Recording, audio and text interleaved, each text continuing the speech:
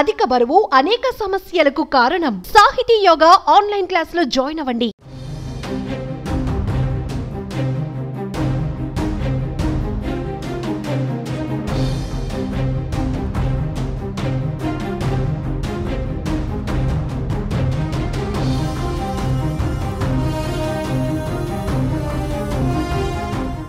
మద్యం కుంభకోణం కేసులో విచారణకు రావాలంటూ మాజీ ఎంపీ విజయసాయిరెడ్డికి సిట్ నోటీసులు జారీ చేసింది.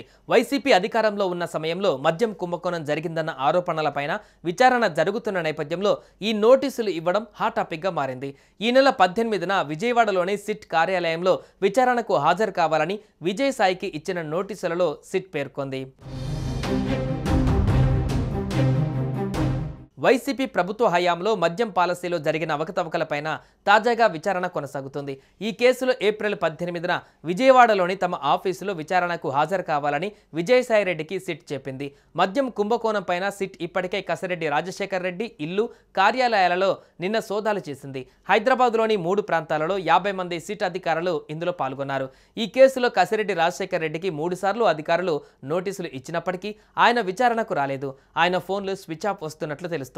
కసిరెడ్డిని విచారిస్తే ఈ కుంభకోణానికి సంబంధించి కీలక విషయాలు బయటకు వచ్చే ఛాన్స్ ఉందని అధికారులు భావిస్తున్నారు.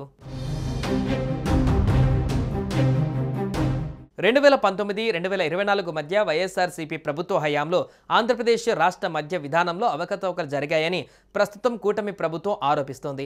మద్యం లైసెన్సుల కేటాయింపులో అవకతవకలు, నకిలీ మరియు నాసీ రకం మద్యం ఉత్పత్తి అమ్మకాలు, Andhra Pradesh state beverages corporation limited ద్వారా బినామీ డిస్టిలరీల నుండి సబ్ స్టాండర్డ్ మద్యం కొనుగోలు చేశారు. దీంతో 20,000 కోట్లకు పైగా ఆర్థిక నష్టంతో పాటు 4,000 కోట్ల వరకు లంచాలు సేకరించినట్లు ఆరోపణలు ఉన్నాయి. నాసీ రకం మద్యం వల్ల ఆరోగ్య సమస్యలు, ఆల్కహాల్ వ్యసనం వల్ల ఆత్మహత్యలు పెరిగాయని national crime records bureau data సూచిస్తోంది.